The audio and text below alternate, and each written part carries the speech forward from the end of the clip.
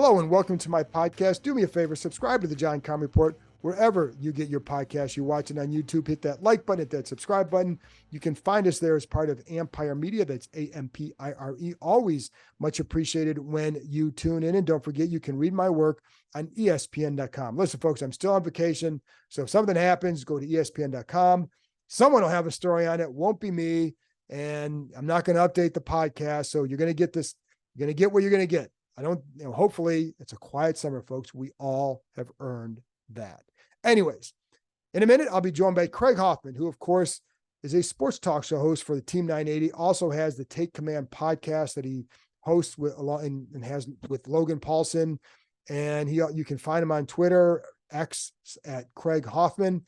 But I want to bring Craig on. Craig used to cover the team back in the day, and he's been around a few years now, but he's also been back out around the team this offseason a lot. So that's why I like to bring him on. He's got some observations.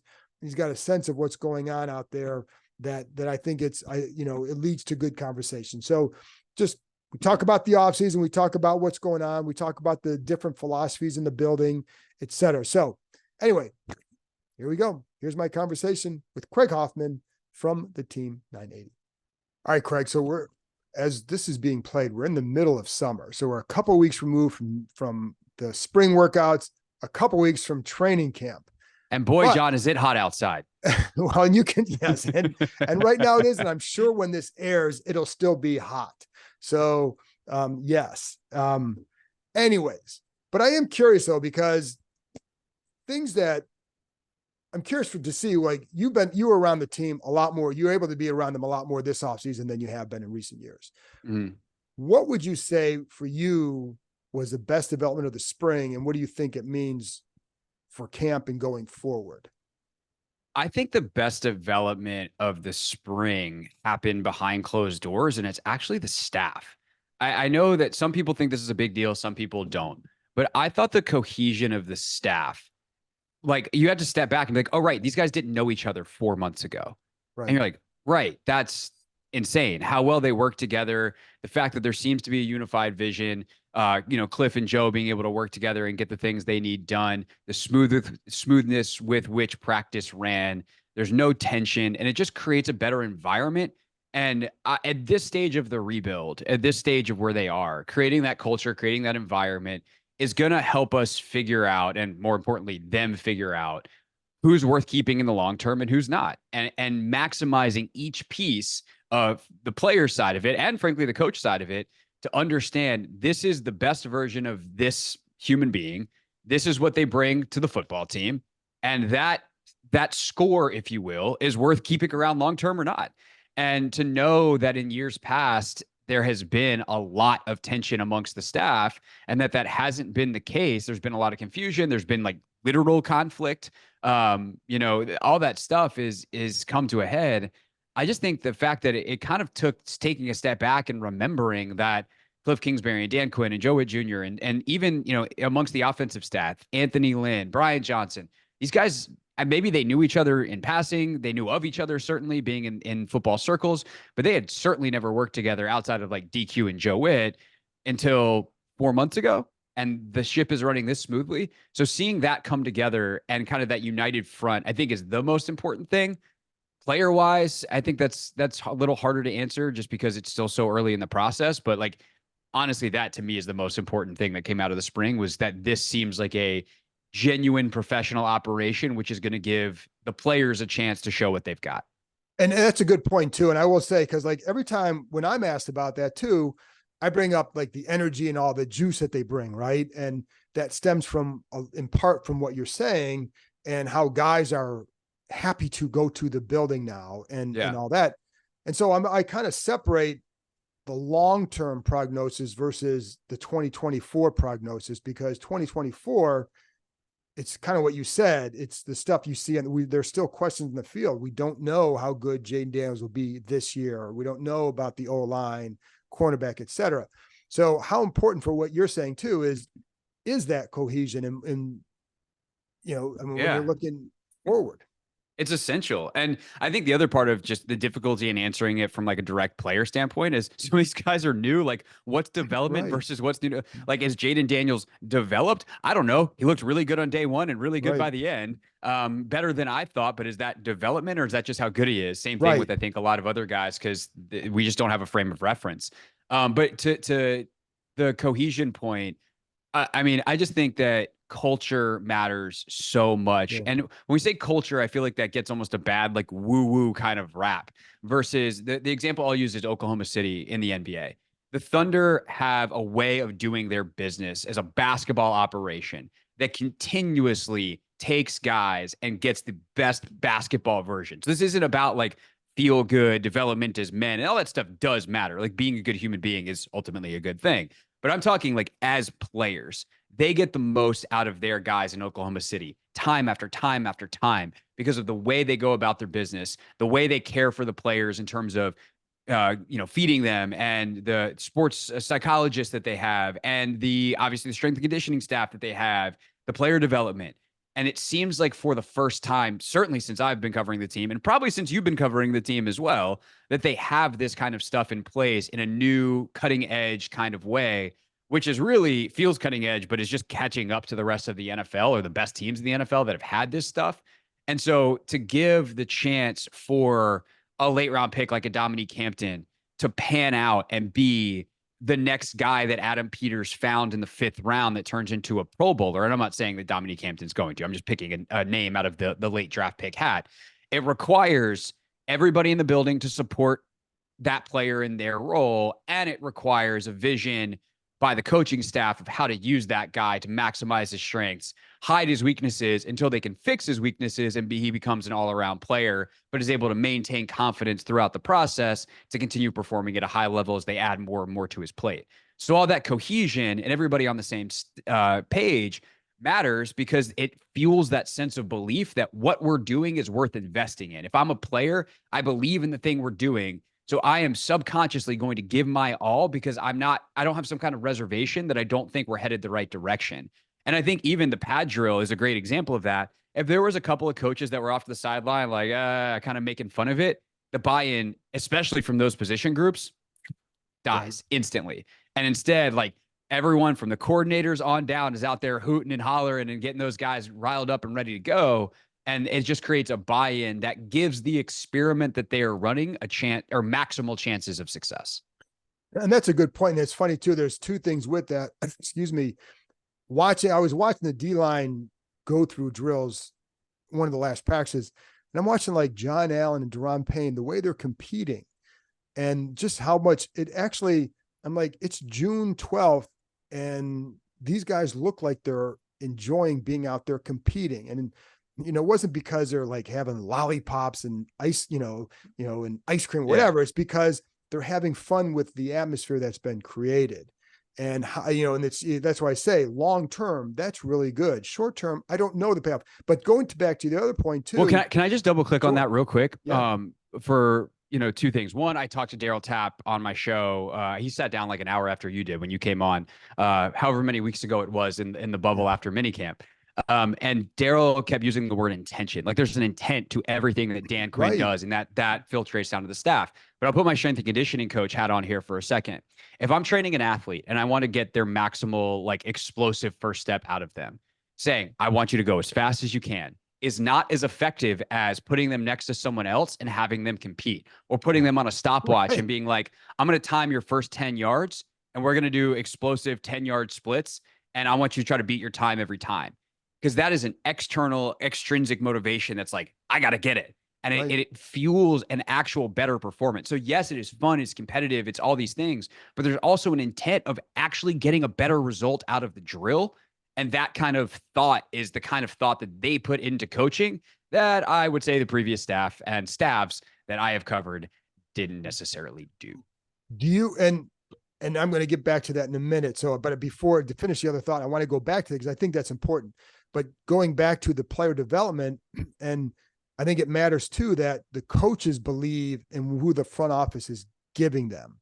Mm-hmm. And the front office is very good at finding out what do the coaches need and want. Not that you just listen to only what they say, but you certainly take into account Because you go back to like the Jay Gruden era, and there were coaches, like I go back, way back. So I'm going to go way back to the beginning and start there.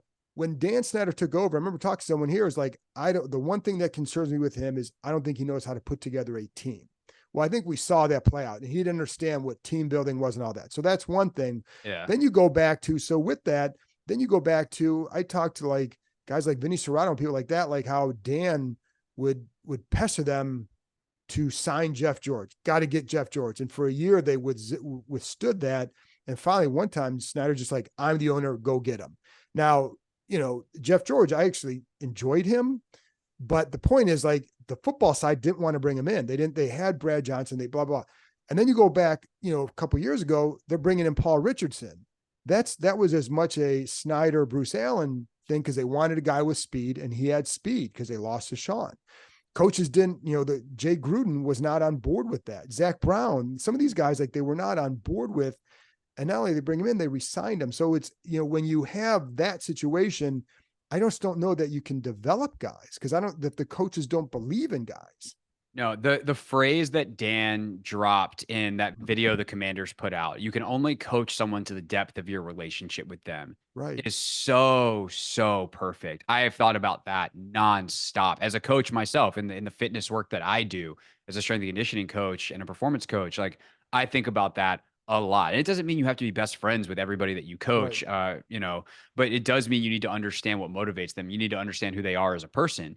And that is how you're going to ultimately get the best out of them. And Logan and I talked about this quite a bit in the draft process on Take Command about, if you're a coach and you believe in a guy and you get on the table and you stand up for him, you're like, that's my guy. Right. You want to be right. You're going to make sure that you work your tail off Right. to make yourself right, because we're all egotistical human beings at the end of the day. Of course, you want to see the kid succeed because you believe in him, but you also are like, I want to be right. And that's a very, very heavy motivator. Just ask me. I'm a sports talk radio host who makes predictions. But I think that, that relationship side of it is huge. I also think back to, on the owner side of it, the Commander's Log episode that chronicled the draft, and Josh Harris in the draft room. It's okay for an owner to ask questions as long as they're not driving the answers, right? Right. Hey, like, let's get really, and also something that I think is a sidebar quickly to point out is Josh Harris is a lot smarter at asking questions than Dan Snyder. So just because if Dan Snyder did that, Josh Harris shouldn't, isn't actually salient analysis, because Josh will ask good questions and accept the answers from the people that he hired. But they're looking at Senate.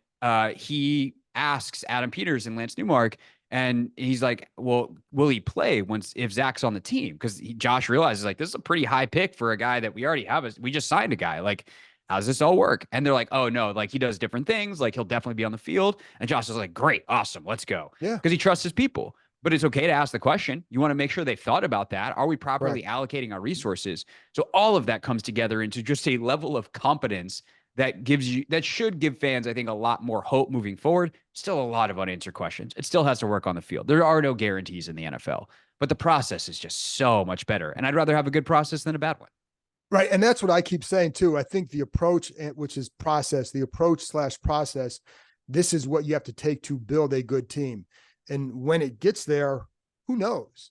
But it's the approach you have to take, because we know the other way was just throwing it together. And the questions, if, when Dwayne Haskins sitting there at 15 and Dan Snyder says, well, who are we going to take? They already knew.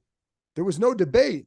They knew who they were taking. There was resigned to that. It was not a question designed to hear anything other than one guy.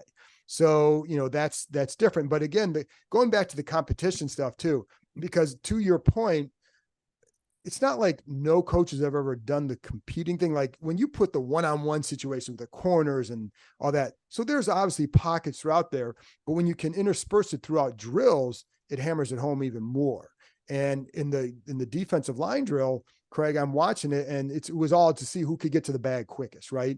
And I'm seeing like Daron Payne and John Allen wanting to go against one another, like the two best line, you know what I mean? And like, because they were hungry for that. And so I think it matters as you've covered this, and I know that you're big into sports. It's not like you're new to sports by any means. This has been your life, But from an NFL perspective, is that something that, did you realize maybe the importance of doing that in these little drills? Is that something you've learned over the years, or is that, or, you know what I mean? Or did Yeah, you no, notice I it not definitely think having been done before? yeah, I definitely feel like I've appreciated it more. And it's been funny for me in the weird like dual life that I lead. So for those that don't know, that aren't as familiar with me and like my personal background story, I'm not just referencing being like a strength and conditioning coach for funsies. Like I do that. I train high level athletes. I've helped played a small role, whatever role that we can play as strength and conditioning coaches, and helping some athletes go D1. All that kind of stuff over the years. So I've been a strength coach now for almost 10 years, or I guess 8 years. 2016 is when I started doing that. And some of the working in that field and the mirroring of lessons that happen that I see covering sports, I think has been a really interesting intersection, and coming to appreciate how to get the best out of athletes. Because sometimes I learn something in the strength and conditioning world, and then I see it differently as a media person. And I'm like, oh, that's really smart. I understand what they're doing on a deeper level now. And sometimes it's the other way around. Sometimes I see a coach do something, I was like, oh, I like that. I'm taking that to my people over here. So I think it's been kind of this combination of just understanding the mental side of athletic performance and really diving into that more in the last like 3 to 4 years. When I say the mental, not just like a pure approach, but the literal neurology of it all, how our nervous system impacts everything that we do, how to get people to relax when we want them to relax, how to use tension in a positive way. Like some of these things that are essential to athletic success, so that you don't you don't get overwhelmed under pressure, or you don't get decision making fatigue. And so just to having a greater appreciation, I think, for those things, and kind of the intrinsic and extrinsic motivation. Does it come from inside, or does it come from something outside? And what's better in certain situations? Like, I think all of that stuff has kind of come together. Some of it being learned as a reporter, or whatever you want to call me now, talk show host who masquerades as a reporter by showing up to practice, and a strength and conditioning coach who's worked with not only soccer players and football players and basketball players, but now I'm in this world of hybrid fitness and hybrid sports and high rocks. And it's just a totally different type of race and challenge from like a fitness standpoint. And it's more endurance based, and how endurance athletes think versus, these sport decision-making athletes like a basketball, and just kind of taking it all in and trying to continue to learn along the way. I don't know if I answered the question, but hopefully I did. I think so. And while you're training hybrid fitness and all that, I'm driving a hybrid. So so Yeah, we have some I do too. similarities. So, I think So consistency is important in life. there you go. Along those lines too. And it is funny though, because even I've coached a lot over the years, youth stuff and all that. And even in practice, where you have an hour a week or an hour and a half a week or whatever, you try to incorporate as many competitive drills as you can, where the kids think it's just a fun drill, right? Like it's Yes. just a fun thing to do, but it's about competing and somebody going to come out winning, and you have to compete in these drills. They think it's like, oh, good, dribble tag in basketball. Well, I'm working like, okay, you can only dribble with your left hand. Like, but there's always designed Right. to do that, right?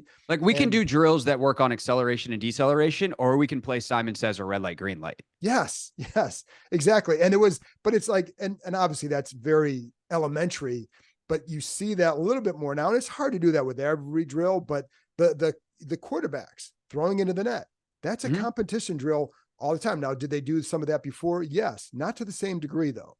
Not to the same degree. And so, I think there's a lot more of that. And again, what it means for this year, I don't know, but I think it's the right approach to build what you ultimately want. And I think when you have such highly competitive people, low stakes competitions are really fun and easy, because like, if it's, hey, the point of this is, or the consequences of losing are you have to do 10 push-ups. Who cares? Right. The point at that Right. point, the point is to win, Right. because you want to Right. win because you're prideful. And these are the most hyper competitive people on the planet. And it's the bragging rights, not the 10 push-ups. But it just Right. adds enough. And it's also at that point still fun. Like it's not serious enough that it's like, hey, your starting job is on the line, or $10,000 is on the line, Right. or whatever. So it becomes very jovial and fun. It becomes, haha, I beat you. But by the way, we're going to do this drill tomorrow. And I know that it could be coming back at me. And so it generates, and as coaches, you can manipulate this stuff too, right? Like you can put John Allen versus Deron Payne, or you can, if you got a really quick guy in a particular drill and you're trying to get John a little motivated, even though he's not as good of a player as John Allen, like put that other guy in there, make John Allen Saw beat that, him. and they did that. And the Yeah, funny you've thing is, told the like, great story of Jamon and KJ Henry, where correct. KJ's That's like, right. "I'm That's not right. losing to no safety." Like I ain't losing to you no can safety. Yeah, motivate guys like that, that and was it's low stakes, but it's really fun. And by the way, it also gets the training adaptations you want. If I'm going to insist on being nerdy about it, and what I liked about it is watching that they would put random guys together, but John and Duran went in there on their own against one another. That's right? what I like. So, what about like with quarterbacks? So I think by law, we're supposed to talk about Jayden now after 20 Okay. minutes. But Yep. but I am curious, like in general, what it is again, how long you've been around the team now? 10 years? 2015. So yeah, Okay, where this is your but this is your 9, I guess. you're a puppy. It's funny because I had some interview the other day where I was like, yeah, I've been covering sports for 15 years. When the hell did that happen? Trust me. You're like, yeah, Yeah, wake me when you get to yeah, 20. I call 15 halftime.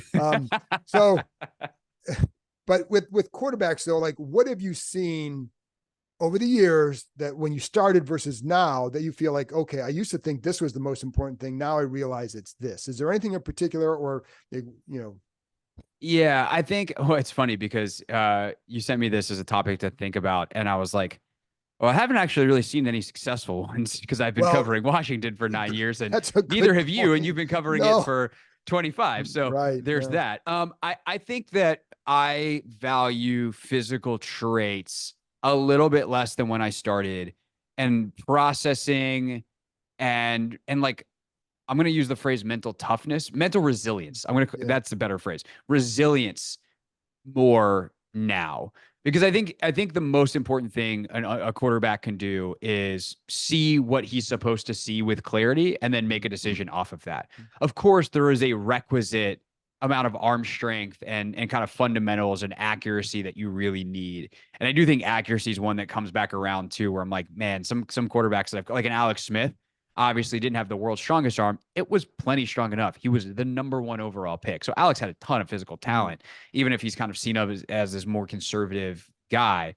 But Alex saw what he was supposed to see with clarity. He put the ball where it was supposed to be, and he was risk averse. And I actually think all those things are really important. You have to take the right risks. You have to understand the time, score, situation, when it's okay to arm punt. If it's 3rd and long and you want to take a deep shot into double coverage to your number 1 guy, like, okay, whatever. You're going to punt the next down anyway. Well, unless there's a 15-yard dig that's about to come wide open that could have gotten you the first down. So like you have to see the things with clarity and process them in real time. And it's just a ton of information. And because of that, the amount of decisions that you have to make within a play, nevertheless within a game as a quarterback, the amount of communication you have to do, there is a resilience mentally that you need to have to just continue to make the right decisions time after time after time after time. And that is a skill.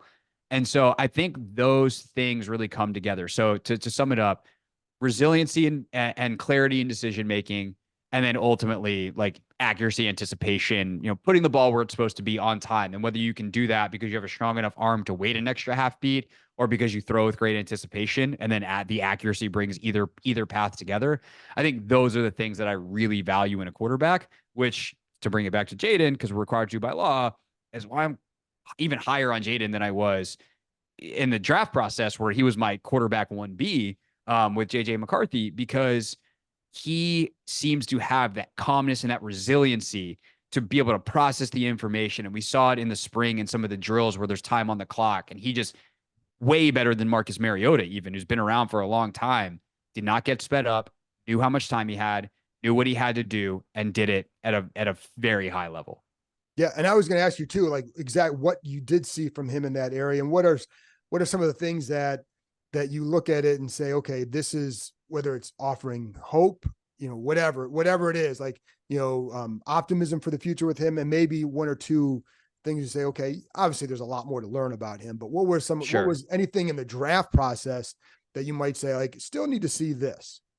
Well, I think in the draft process, the thing that you would occasionally get concerned about is the decision making ending so often on the outside, which was not so much like a negative as it was a question mark for me. Right. Because Right. he had 2 first-round receivers, including one who went in the top 5 or 6. I guess Giants were 6. Malik Neighbors, like, of course he did. Like, so often it was a good decision to throw those guys. So just because they were lined up outside, that was also the Right. design of the offense. But in the NFL, you're going to have to make these more difficult throws over the middle of the field. And was he avoiding them because it was muddy and he didn't see it clearly, or because he's like, hey, I have Malik Neighbors one-on-one again. Let me throw the ball to him. Right. And then you see in camp, he's consistently looking over the middle of the field and throwing those touch passes. And you're like, okay, well, he can do that once the bullets are live and the pads are on. Well, that answers that question in the affirmative, but we haven't seen it. And then I think Right. that obviously leads to the other thing, which is when the pads come on and the bullets are live, how does he handle pressure? I know you went back and watched, and you talked about this during the Mhm. process, that the sack to pressure ratio was high, but it was fairly explainable on tape. Like, it wasn't Yeah. a lot on him. But what does that look like when it's in the Sure. NFL? We just don't Fair. know yet. And I think that's ultimately like a good thing. If we're in a bunch of like, hey, I feel pretty good about it, but I don't know yet, versus like, oh man, this is a major red flag. Like, that's a Right. great place to be. And that's also why the dude went number 2 overall. So I feel like, even I liked Jayden a lot, especially by the end of the process. The more I heard about who he was, the more I understand. And I'll actually say this. I think the thing that I appreciate about Jayden more than anything else is he knows himself. He learned somewhere along the line at LSU that he is an experiential learner. And what that means is he has to learn by doing. And so not every quarterback needs to go show up at 5:45 and go through the motions of practice beforehand. He knows he does. And that's why the virtual reality stuff was so good for him, because it's essentially doing it. And the fact that he knows that about himself and he knows how to learn, it just blows the ceiling off of what he can be, because he understands how to learn new things. And that will benefit for him for not only the rest of his career, but the rest of his life. Well, it's funny because with the VR stuff, and I talked to people at LCU about that, and certainly there's some people who feel like it was a great help, and other people feel like it was a help, but that he would have gotten there anyways because of the work he was putting in. However, he felt it was a huge help, and that's what's important. Yep. And it certainly, you can't argue with the success he had after he started doing that. So I do think it's, he does know who he is and how he has to learn, but it's also, when I was talking to somebody there, it's like they were kind of lucky that they had a guy who embraced the technology to get better. And there's a growth mindset with that. Yeah. A buddy of mine, Vinny Scolo, who's a trainer up in the Syracuse area. I mean, he trained a bunch of NFL guys over the years, Latavius Murray, amongst others. He has this great phrase about keeping a white belt mentality, which in martial arts, the white belt is the one they give you when you walk in the door. You don't have to do anything to earn it. You just show up and you're like, hey, I'm here to learn. And they go, okay, here's a white belt. And even though you're going to learn stuff along the way, you're going to become smarter, you're going to become better. Vinny is always like, I want my guys to come in, and I want to come in every day with a white belt mentality that I am here to learn and get better. And I think Jayden has that, but he also has enough confidence to bring people together. And I think that's the other thing that you've done a great job. And Nikki and the folks that are truly around the team every day and connected in the building have, Standig is reported on this as well. But I know this is the John Keim report. Only John is reported on this. That he has a way of bringing people together, and I think it goes back to where we started this conversation too. Of that's the atmosphere in the team, and Jayden as a young leader embodies that, which is why they wanted to bring him into the team to say, I don't care if you're an offensive guy, you're a defensive guy, special teamer, like we're all one team. We're going to talk to each other. We're going to have relationships. It's more people to learn from. Like, Jayden has a relationship with Bobby Wagner already. That's fantastic. And that doesn't happen on a lot of teams. And to have those guys that are connectors, to have the atmosphere in the building be connected, and to have your young quarterback be one of those people, A+, no notes. Like, that's going to matter for this team in the long term. That will long term lead to wins. Oh, sure. And that's why I say there's a separation of long-term approach versus the short-term, the immediate success. And it's funny because it's not just Wagner. It's guys like Jeremy Reeves, like Bobby Wagner. Everyone wants to get to know him. He's, Yeah, these guys, same. right. I mean, listen, I sat down with him and talked to him about leadership because I'm fascinated by what this guy has accomplished. And then you put yourself like in a player position where they're just like, there's a reverence for him.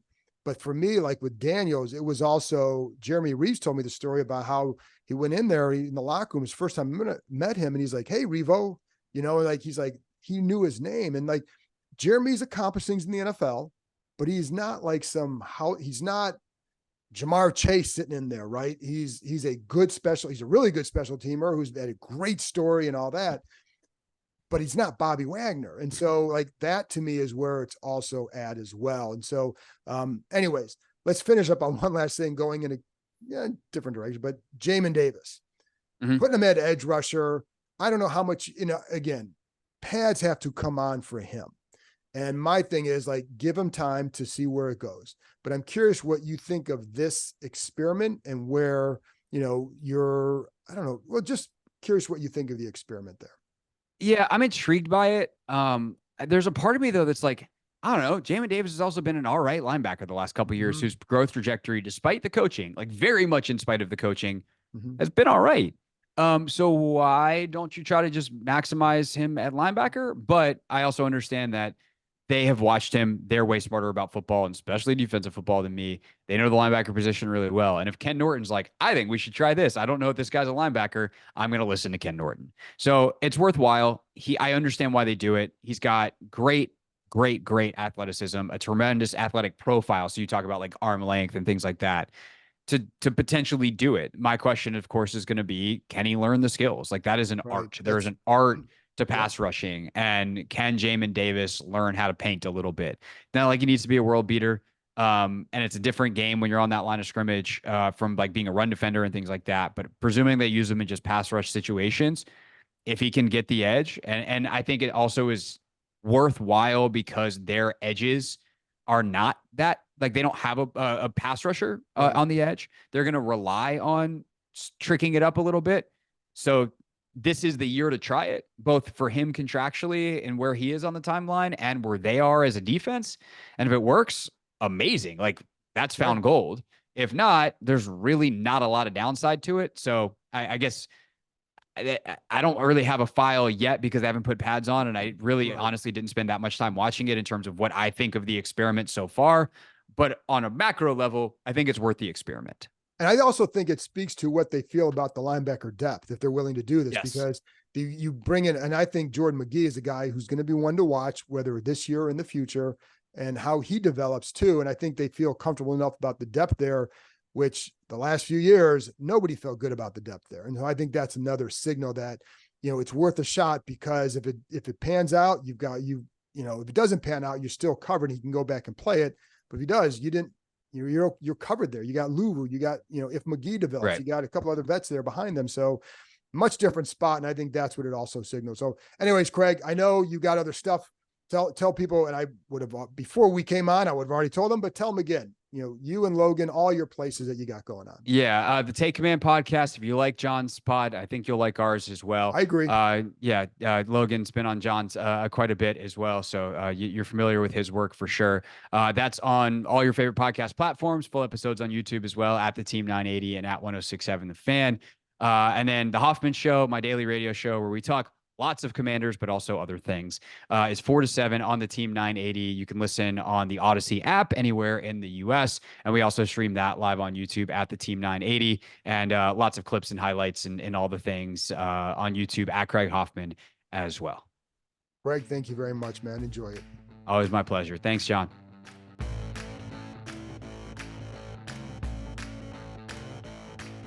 That's it for this episode. Thanks to Craig for joining me, and thank you, as always, for tuning in.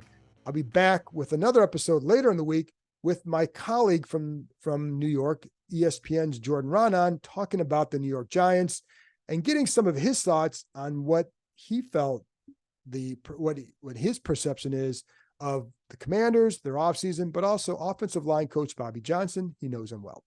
We'll talk to you next time.